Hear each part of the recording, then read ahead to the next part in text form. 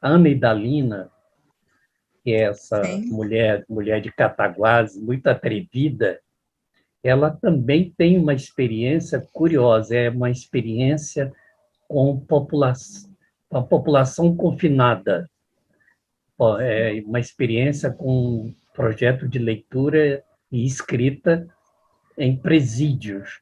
Aí eu vou pedir para ela falar dessa Por experiência, Ana favor. Idalina. Quando eu entrei para o presídio, eu era professora de filosofia e sociologia, e aí, depois do primeiro ano de trabalho, fui convidada a dar aula de arte. Eu falei, poxa, eu vou levar a arte de uma forma diferente. Vou usar a arte como uma forma... Era uma escola dentro do presídio, Ana Idalina? É escola prisional, o núcleo escolar Sebastião José Lucindo. Pegando a arte pode libertar. Então, eu vou ensinar para eles técnicas de poesia, vou levar poemas para a gente ler e dramatizar, levar para eles ilustrarem, nós vamos viver a poesia em sala de aula. Então, comecei a falar, e aí eu avisava o agente que ficava na porta, falou, olha, eles vão gritar, eles vão se expressar, mas não é problema, isso é poesia. Então, eles podiam... Tinha um poema que a gente lê No Caminho com Mayakovsky, a gente lia Afonso Romano de Santana, aquele Mentiram Hoje. Então, eles tinham a condição de se expressar e de gritar, e aquilo era possível ali, o que não era possível na cela. E aí eu lancei uma proposta de produção de poesia. Eu falei, vamos fazer uma coisa, vocês podem dizer o que quiser, mas vocês vão usar metáforas. Substitua as pessoas por animais. E aí vocês vão poder dizer o que quiserem e ninguém pode recriminar.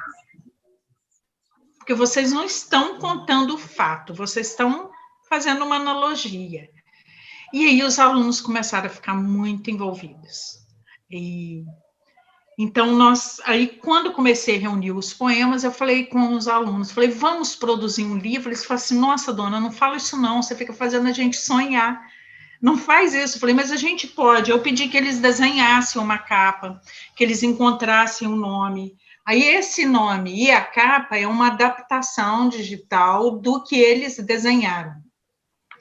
Então, consegui a participação de 47 acautelados.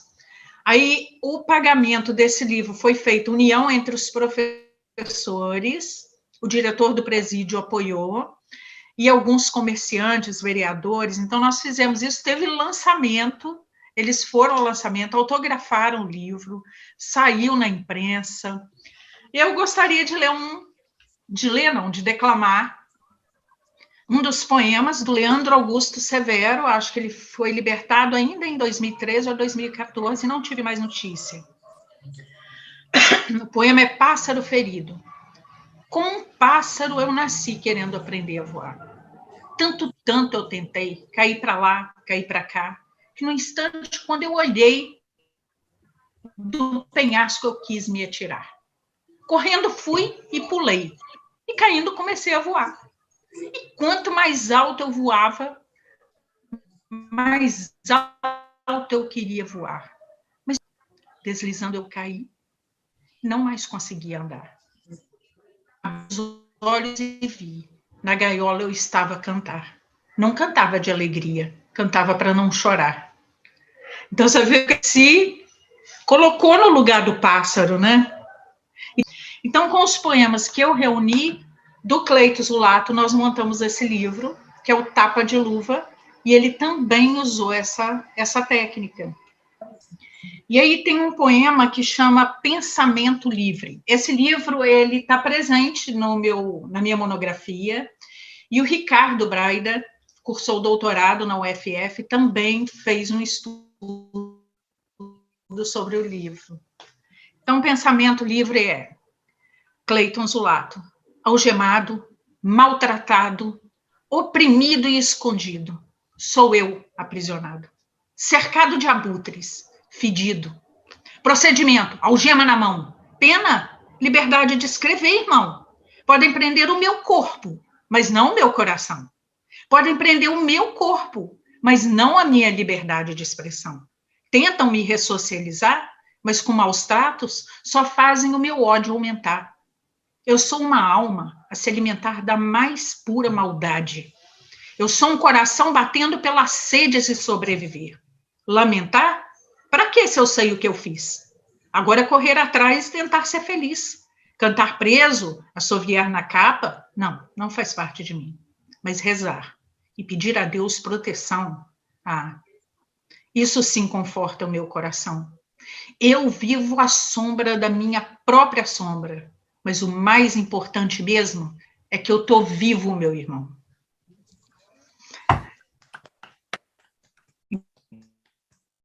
Então, foi uma experiência comovente de ver outros continuaram a escrever. Marco Aurélio da Silva Machado, na sala de aula, e Aurélio escreveu reflexões. Aqui está a foto do Cleiton Zulato. Aqui o Marco Aurélio está livre também, não voltou mais para a prisão. E o Marco Aurélio escreveu reflexões filosóficas sobre o meu encontro com Deus na prisão, mas ele ficou com medo de levar esse nome prisão na obra e ser discriminado, então nós nos colocamos no exílio. Então, eu acho que nesse período que eles estão presos, poder sonhar, poder acreditar, por exemplo, o Cleiton Zulato, ele conseguiu redução, o juiz considerou a escrita do livro como remissão de pena, então acho que isso é muito motivador para eles, né? Então, uma experiência que eu vou guardar comigo para o resto da vida. Por conta disso, eu desenvolvi a minha pesquisa de especialização em filosofia política sobre a população prisional. Tem um outro também, eu tenho umas 600 letras de rap, ele escreveu, muitas delas estão comigo, a Humano D, que é o Vanderlei Benfica, é maravilhoso também, Rafael Corá, você vai achar ele no YouTube, rap também. Então, essa expressão das angústias através da escrita, isso ajuda, de certa forma, eles leem, quando eles escrevem, eles ressignificam tudo, né? Nesse livro eu escrevi Criminalizar para Punir, a dinâmica de neutralização da juventude pobre e negra no Brasil. Aí é um estudo com base em Lake Vacan, que é um sociólogo francês, eu fiz um estudo sobre a população da escola. Então, aí eu fui pro mestrado para desenvolver um outro estudo também, só que aí eu já não estava na escola. Eles falavam muito sobre o cheiro de cela. A gente não pode levar nada para os alunos, mas eu podia levar perfume. Então, toda vez que eu ia, eu perfumava bastante as mãos. Ele virava para mim e falava assim, Dona Idalina, deixa eu segurar a sua mão para levar seu cheiro para a cela, porque o cheiro da cela é muito ruim. Então, algumas coisas até nem podia muito, eu avisava o agente falar. Aí eu ia sempre com a mão muito perfumada para eles levarem o cheiro. E aí, quando eu fui fazer a minha dissertação de mestrado, um trabalho no campo da antropologia, eu fiquei 3 meses nas galerias, agradeço muito ao então diretor adjunto, que era o Luiz Antônio, e o diretor-geral era o diretor que me permitiram ficar dentro do presídio e acompanhar aquilo ali. Aí eu compreendi o que era o cheiro da cela. E muitas vezes eu saí dali passando mal, eu tenho os relatos, vai sair um livro, A Porta das Celas, notas etnográficas notas sobre uma etnografia na prisão. E aí eu conto que muitas vezes na cela, uma cela de 4x4 com 20 homens, o banheiro é dentro da cela, a roupa fica estendida dentro da cela, eles fumam dentro da cela, então uma mistura de cheiro de fezes com cigarro, com mofo, então realmente, às vezes a sociedade fica falando, tem que sofrer mesmo, mas é impossível não transformar alguém em bicho se ela tem uma condição de vida muito terrível. Se a gente quer recuperar, você tem que tratar as pessoas como seres humanos. O presídio de Cataguases, eu acho que eles têm um tratamento legal, com o período que eu estive lá, tinha uma cela só de artesanato, eles faziam crochê, muita coisa de crochê. Teve uma época que teve uma exposição, eles reproduziram obras de arte, quadros famosos em crochê, e isso era vendido e ajudava. Mas aí, no mestrado, eu fui estudar o efeito do discurso religioso sobre a ressignificação dos acautelados, a ressignificação do eu, né? Aí você trabalha lá no Goffman sobre a mortificação do eu, porque o indivíduo, quando entra na prisão, ele perde a identidade, ele vai cortar o cabelo, ele perde o contato com a família, ele não tem as roupas, então ele perdeu todo o vínculo que ele tinha, então ele tem que se reconstruir. E o papel da assistência religiosa, seja de qual religião for, papel fundamental que isso tem dentro da prisão. Tem gente que fala assim, ele está se escondendo por trás da Bíblia. Tudo isso é fachada, tá, gente? Mas diante de uma dor intensa, qualquer ser humano precisa dessa. Você não precisa acreditar o que é Deus, mas você precisa acreditar em algo. Então, quando, por exemplo, a Assembleia de Deus fazia o culto no centro do pátio, quando o pastor chegava lá, eram os agentes da paz, pastor Renato Zanini, ele gritava assim, essa é a penitenciária de Jesus. E aí você só via um homem nas celas chorando. Fala, mas é fachada. Mas todos nós somos humanos. A gente se aproxima dessa ideia de Deus no momento de grande dor. E quando sai, é diferente. É outro mundo, né? Então, prestava assistência lá. E aí vocês vão gostar de ouvir a pastoral católica, uma senhora de 86 anos, que presta a assistência religiosa ao presídio há 30 anos. Então, ela ia de porta, de cela em cela para conversar. Então, essas experiências são... E eu trago uma experiência em especial, que essa até hoje me arrepia. Um dia que eu fiquei lá até anoitecer, e aí tinha uma cela lá embaixo, que pediu a minha presença, e eu fui. Aquelas luzes amarelas e todos sentados no chão. Aí um homem pediu que eu repetisse aquilo que eu tinha falado na sala de aula, porque todo mundo queria ouvir. Aí eu comecei a falar com eles, aí um falou assim, a senhora poderia repetir? Falei, por quê? É porque eu quero anotar para não esquecer.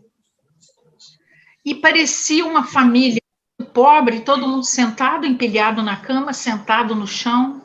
E aí, quando eu saí lá na portaria, eu olhei para trás, só vi aquelas luzinhas amarelas, ponta de lençol caindo, aí de repente no WhatsApp falou, Dona Idalina, até amanhã, e aquele som de televisão. Então, são seres humanos, né? São seres humanos. Tem gente que fala assim, eles tiveram escolha. Sim, eles têm escolha, eles escolhem entre o quê? Escolhem entre, às vezes, uma vida miserável que o pai e a mãe têm, de exploração, de ganhar um salário, de não ter carteira assinada, ou o tráfico, ou uma outra situação que oferece um glamour que chama a atenção dos adolescentes, né? Então, a gente acusa... Uma vez eu estava fazendo estágio, aula de estágio em psicologia na UFJF, eu falei, eu posso trazer um dos sujeitos da minha pesquisa, ele está em liberdade, e eu liguei e convidei se ele queria falar da experiência dele dentro da aula, e aí ele estava afundado no crack, estava magro, e aí a mãe dele, que já morreu, falou comigo, na semana que você disse que ele ia na universidade, ele engordou 4 quilos em uma semana. E aí eu levei, meu falecido marido falou assim, você é louca, você ainda vai ser presa. Eu falei, se eu for presa com ele, eu vou ficar famosa. E aí eu levei, e aí quando nós entramos no ônibus, ele virou para mim e falou, Dona Idalina, presta atenção, eu sou preto, tatuado, e meu cabelo está de dread. Presta atenção nas reações quando eu entrar no ônibus, aí todo mundo agarrando a bolsa. E quando ele chegou na Universidade Federal, o olho dele, ele não tinha noção da dimensão daquilo. E o olho dele brilhava tanto. E aí, quando ele acabou a palestra, e todas as estudantes de psicologia queriam ir para a cantina para ele, na volta ele falou assim, senhora viu, Dona Idalina, as patricinhas tudo queria conversar comigo. Então, você vai... Não tiveram essa... Eles não conhecem esse mundo que a gente conhece, né? Aí, muitas vezes, eu parei para pensar, e eu entrei num grande choque, falei, eles são da mesma região que eu morava, eu também nasci pobre. Por quê que eles seguiram esse caminho e eu não? Eu fiquei muito confusa. Aí eu acho que é porque eu tive uma família que a gente se reunia na noite na sala para contar poesia, fazer trova e cantar. Minha mãe costurava na casa de pessoas ricas e me levava junto, e eu via o estilo de vida das outras pessoas. Eu tive a sorte de ser apresentada a um mundo que não era o meu, mas que me fez ver que existiam outras possibilidades, e eles não. Eles foram criados ali. Tem até um desenho que ele me entregou, que estava dentro da cela, falou assim, a molecada se espelha em quem está mais perto, e aparece um monte de cara armado.